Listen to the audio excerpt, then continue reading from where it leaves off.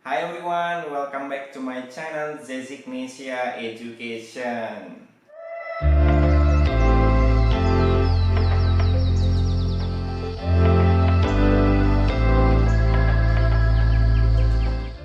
Oke, kita lanjut di part 2 ya. Teman-teman, bagi yang belum nonton di part 1, silahkan tonton di video sebelumnya yang berbicara tentang teknis ya seputar persiapan wawancara LPDP. Nah, ini adalah kita lanjut ke part 2 yang mana di sini kita berbicara tentang pertanyaan ya seputar update pertanyaan terbaru yang ditanyakan oleh pewawancara kepada awardee LPDP sebelumnya gitu. Jadi dengan adanya video ini kita akan coba fokus untuk menanyakan kira-kira hal apa saja yang ditanyakan ya oleh pewawancara.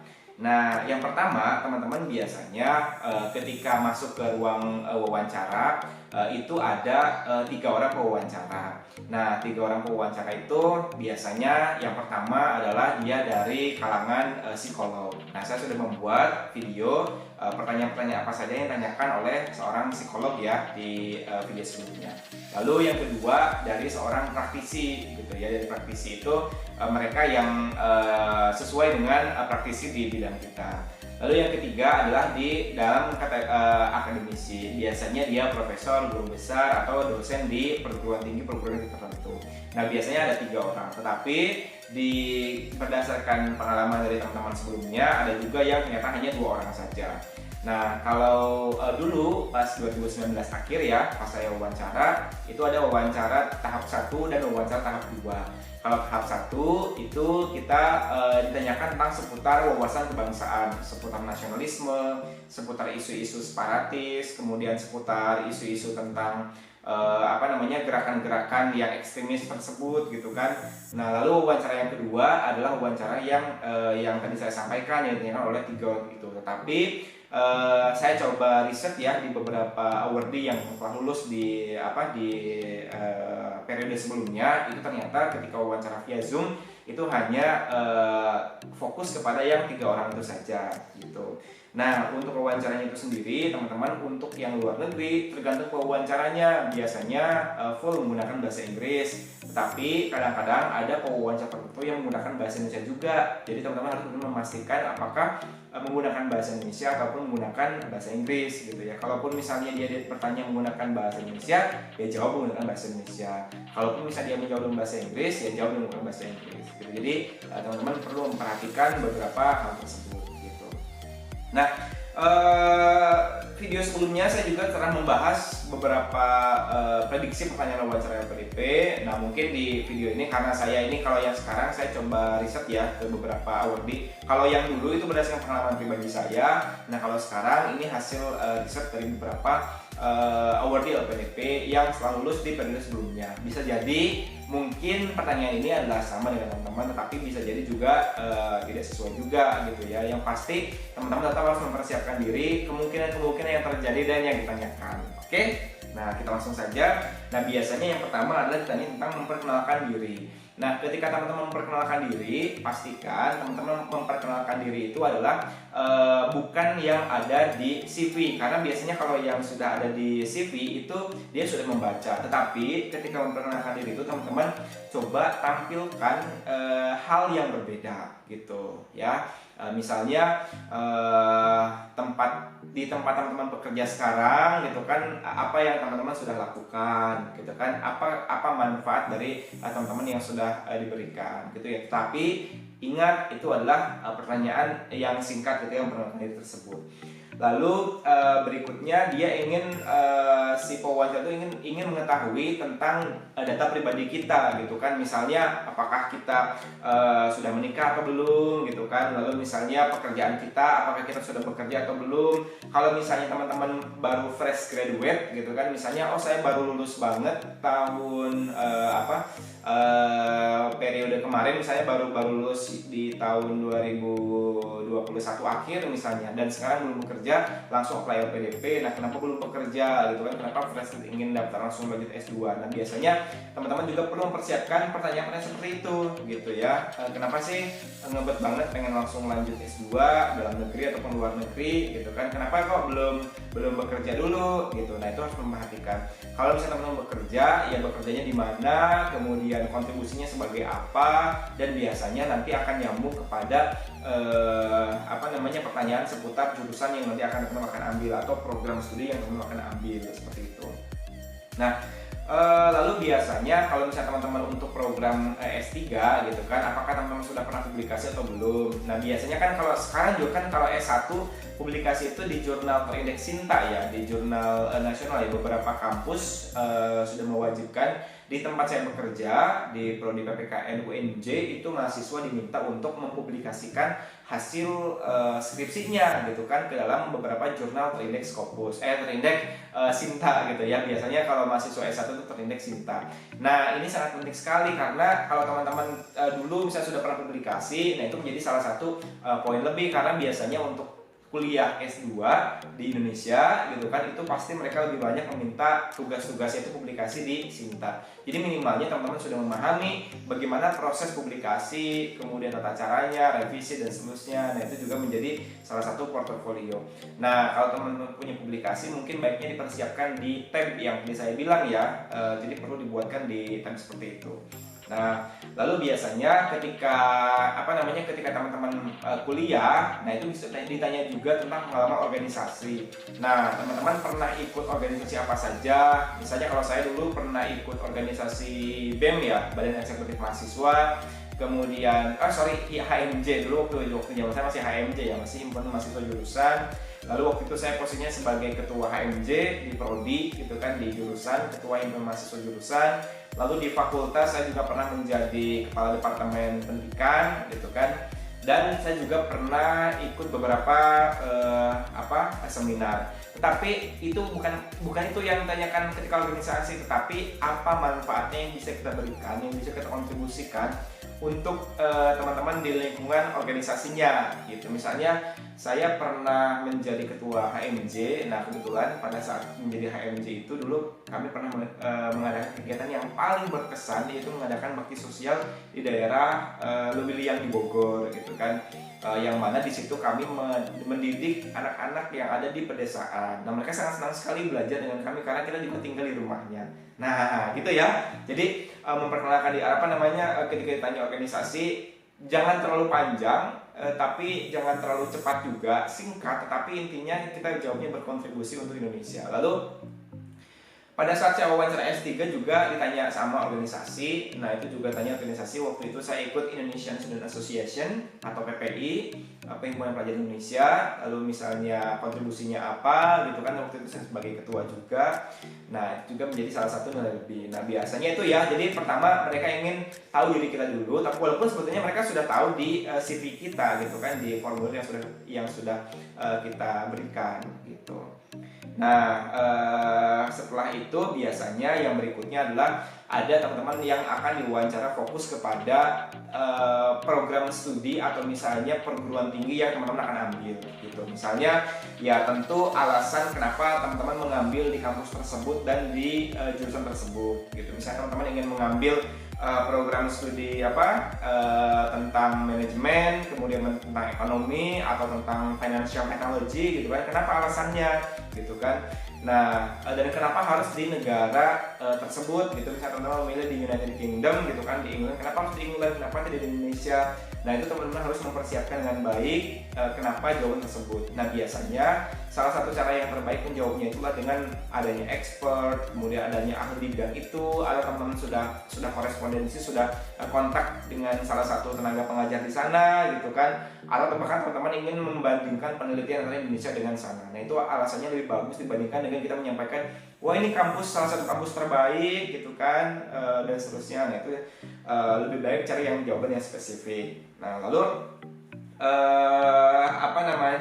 yang berikutnya adalah kenapa sih program tersebut penting untuk dipelajari gitu kan. Kalau saya kan ambil tentang Global Citizenship Education gitu kan, tentang pendidikan kewarganegaraan global. Kenapa ini kok menjadi penting atau harus saya pelajari gitu kan? Ya karena kalau saya menjawabnya ya, PPKN ini menjadi salah satu mata pelajaran yang wajib mulai dari pendidikan dasar sampai perguruan tinggi gitu kan. Lalu bagi sebagian orang ini berpikir bahwa pembelajaran ini adalah sangat membosankan, sedangkan undang-undang itu mewajibkan gitu kan, bahwa PPKN itu sebagai salah satu mata pelajaran yang wajib. Sehingga saya belajar ke luar negeri itu perlu memastikan dan mengetahui model pembelajaran dan metode pembelajaran seperti apa yang cocok, yang mungkin bisa diterapkan di Indonesia. Ya simpel seperti itu, tetapi jawabannya itu lebih mendalam. Nah silakan teman-teman mempersiapkan sesuai dengan bidangnya masing-masing. Itu teman-teman mau fokus ke apa gitu ya untuk menjawabnya itu. Nah, dan kalau misalnya teman-teman menyampaikan permasalahan, kira-kira peran kita apa dalam menyelesaikan permasalahan tersebut. Nah, misalnya kalau saya kan sebagai seorang guru ya, dulu kan saya sebagai seorang guru, kemudian setelah lulus saya akan kontribusi menjadi seorang dosen. Ya, peran saya adalah mendidik mahasiswa calon guru PPKN ya untuk menyebarkan dan menggunakan metode-metode pembelajaran hasil nanti riset penelitian saya. Nah, teman-teman misalnya fokus ke bidang ekonomi, manajemen, financial technology gitu kan. Permasalahannya apa, nanti peran kita apa. Nah, hati-hati ketika kita menjawab peran kita, jangan sampai terlalu luas gitu. Wah, nanti saya akan membuat sistem pembayaran online yang terbaru misalnya. Itu kan terlalu luas ya. Tetapi yang diharapkan itu adalah ketika nanti saya sudah lulus dari sana, saya akan bekerja di suatu perusahaan. Nanti di perusahaan itu saya akan mengambil peran sebagai ini. Nah, harus tahu juga tuh, nanti di peran itu saya akan bekerja sebagai ini dan saya akan menyelesaikan permasalahan tentang ini. Nah, gitu ya. Jadi pengennya itu si pewawancara itu jawabannya yang simpel tetapi realistis gitu ya. Jadi seputar akademik ya ditanya tentang seputar itu. Nah, lalu berikutnya setelah itu juga teman-teman akan ditanya tentang seputar struktur perkuliahan. Nah, itu berbeda loh antara struktur perkuliahan di setiap negara. Misalnya jumlah SKS-nya. Nah, itu harus tahu juga. Kalau misalnya di Indonesia kan jumlah SKS-nya itu ada 2 SKS, 3 SKS, 4 SKS ya. Tetapi kan di luar negeri beda. Misalnya di Inggris, itu kan SKS-nya jumlahnya ada yang 10 SKS, ada yang 20 SKS per mata kuliahnya. Nah, teman-teman harus tahu itu, gitu ya, harus tahu tentang seputar mata kuliahnya apa saja, kemudian SKS-nya berapa, kemudian ada seminar, kemudian ada istilah seminar. Seminar bukan seminar kayak di Indonesia kita di ruangan besar, enggak, tapi sebenarnya adalah small group discussion itu ada. Kalau di Inggris itu ada seperti itu. Nah, itu juga harus dipastikan.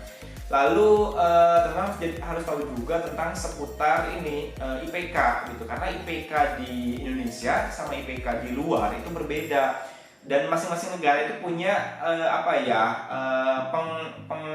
IPK yang berbeda-beda gitu. Kalau di kita kan grade-nya 0 sampai 4. Kalau di Inggris itu beda 0 sampai 100 dan ada kategori-kategori tertentu gitu. Berapa lama studinya? Setahun kah? 2 tahun kah? Kalau untuk S2. Kalau untuk S3 berapa lama gitu kan? Progresnya seperti apa? Nah, itu harus tahu juga gitu. Nah, lalu ketika teman-teman menjawab tadi ya kenapa alasan mengambil perkuliahan itu, selain menjawab nama profesor, sampaikan juga bahwa ada mata kuliah yang memang sangat spesifik dan itu hanya ada di kampus tersebut. Nah, itu jawaban sangat bagus ya. Misalnya di kampus ini itu ada mata kuliah tentang ini gitu kan. Misalnya kalau saya ya di University of York itu ada mata kuliah tentang Teaching and Learning Citizenship Education in School. Jadi benar-benar ada praktik, tentang metode pembelajaran khusus yang tadi akan saya cari, dan juga ada program magang di sekolah. Nah, itu yang ingin saya cari gitu. Saya pengen tahu bagaimana cara mengajar orang-orang British gitu kan di Inggris itu seperti apa. Nah, itu saya ada di University of York itu ada gitu. Jadi itu menjadi lebih poin spesifik gitu tentang IPK dan tentang biaya perkuliahan juga selama setahun berapa, kalau untuk S3 tahunnya berapa, itu tentu harus dicoba dijawab, dan itu kalau bisa sesuai dengan currency negara masing-masing gitu. Kalau misalnya England ya menggunakan pound sterling dan seterusnya. Nah, lalu berikutnya adalah judul, kalau misalnya teman-teman sudah ada judul tesis, judul disertasi. Nah, kalau misalnya sudah ada, kalau untuk S3 itu pasti agak dicecer ya pertanyaan tentang disertasi, karena kan memang fokusnya adalah tentang riset. Nah, kalau misalnya untuk yang program master, teman-teman harus benar-benar fokus kepada topik penelitiannya itu apa dan kenapa mau mengambil topik tersebut. Meskipun di wawancara di CV tidak diminta proposal penelitian, tetapi setidaknya kita sudah siap gitu ya, itu lebih bagus lagi. Nah, kalau misalnya teman-teman, sebenarnya kalau untuk S2 Master by Coursework itu tidak perlu menghubungi profesor atau dosen, tetapi kalau misalnya mungkin Master by Research atau yang PhD itu benar-benar wajib menghubungi dosen pembimbingnya. Apakah sudah ada approval atau belum? Kalau sudah ada, mana bukti korespondensinya? Nah, itulah yang tadi saya bilang harus ditampilkan gitu ya, supaya teman-teman bisa lebih maksimal lagi. Nah, gitu. Nah, lalu berikutnya pertanyaan-pertanyaan yang seputar psikolog. Nah, saya sudah membuat di video secara khusus ya, pertanyaan apa saja tentang seputar psikolog. Tapi intinya mungkin di sini ya seperti yang sudah teman-teman ada juga tuliskan juga di CV gitu kan. Mereka ingin mengkonfirmasi apa yang sudah teman-teman tulis di CV-nya, mulai dari SWOT misalnya gitu kan, kelebihan, kemudian kekurangan, lalu kegagalan yang pernah dialami, kemudian tapi sebetulnya ketika bertanya kegagalan, jangan hanya berbicara tentang kegagalan, tetapi yang ditekankan itu adalah bagaimana cara kita bangkit gitu kan untuk kegagalan tersebut. Menurut saya pertanyaan tentang kegagalan itu adalah, saya paling senang banget gitu ketika ditanya pengalaman kegagalan terbesar. Kenapa? Karena saya selalu bercerita kegagalan itu adalah ketika gagal tes IELTS 2 kali. Nah, itu perjuangannya cepat. Saya belajar setahun di Pare, kemudian lalu ngemis, lalu saya juga pernah daftar beberapa beasiswa yang lain, saya pernah gagal. Jadi kegagalan terbesar itu gagal IELTS, gagal PDP, gagal beberapa beasiswa yang lain, sehingga saya harapannya ngemis gitu ya ke wawancara supaya saya diluluskan di LPDP ini. Nah, itu saya paling senang kalau tanya tentang kegagalan ketika wawancara gitu ya. Jadi dan 2 kali saya ditanya loh tentang kegagalan itu, waktu S2, waktu S3 juga saya tanya tentang kegagalan gitu. Jadi itu hal yang saya paling senang karena saya bisa bercerita, saya bisa ngemis perjuangan saya selama wawancara LPDP itu. Lalu yang berikutnya mungkin yang seputar tentang keluarga. Teman-teman kalau bisa sudah menikah, kalau waktu saya wawancara S3 itu saya ditanya tentang seputar keluarga ya, bagaimana saya memanage keluarga, hubungan keluarga, apakah keluarga akan ikut atau tidak. Nah, kalau teman-teman berbicara mungkin akan dibawa keluarga, anak istri akan dibawa, nah pastikan kita sudah tahu prosedur pembuatan visa, kemudian prosedur finansial kita sudah cukup. Atau kalau misalnya teman-teman nggak dibawa, ya sampaikan juga bagaimana cara kita menjalin hubungan baik dengan keluarga, karena kalau misalnya nggak dibawa, kadang mungkin itu juga bisa berpengaruh terhadap pembelajaran kita. Atau kalau misalnya teman-teman sudah 2 tahun ya di tahun terakhir dibawa, atau misalnya setelah kita berangkat duluan, nah itu silakan dipastikan. Apalagi kalau teman-teman sudah punya anak misalnya, nah itu juga menjadi salah satu pertimbangan bahwa seorang psikolog itu memastikan bahwa teman-teman sudah sesuai dan memastikan bahwa dalam kondisi yang benar gitu. Nah, jadi ya kurang lebih seperti itu ya. Jadi teman-teman akan update seputar data pribadi, kemudian seputar diri sendiri, kemudian seputar pengalaman akademik ya, penelitian, lalu misalnya psikolog gitu kan, dan mungkin yang berikutnya akan tanya juga seputar masa depan. Pada saat kuliah itu ngapain aja, kemudian pada saat kuliah ngapain aja, kemudian pada saat setelah lulus nanti mau kemana, itu memastikan gitu ya. Dan jangan lupa juga bahwa teman-teman itu harus pasti untuk dapat kembali ke Indonesia. Oke, kurang lebih seperti itu ya untuk pertanyaan update seputar wawancara LPDP tahun 2021. Semoga bisa membantu teman-teman, dan jangan lupa komen di bawah ya. Kira-kira apa sih yang mungkin perlu saya bahas lagi untuk membantu mensukseskan teman-teman. Nanti saya coba bantu untuk riset, mencari ke beberapa awardee teman-teman saya yang sudah berhasil juga, ke teman-teman PK saya gitu kan. nanti saya bisa update seputar hal tersebut, khususnya untuk mendukung wawancara. Jangan lupa ya, tanggal 6 Juni kalau tidak salah. Kalau teman-teman belum menerima email, coba kontak CSO-nya, lalu update kembali tentang jadwalnya. Kalau saya lihat di website LPDP-nya itu tanggal 6 Juni 2022 itu mulai untuk wawancara LPDP-nya. Oke, good luck ya. Semoga berhasil yang nonton video ini. Saya doakan teman-teman bisa sukses lulus LPDP-nya, dan semoga nanti kita bisa bersilaturahmi secara langsung. Oke, terima kasih. Assalamualaikum warahmatullahi wabarakatuh.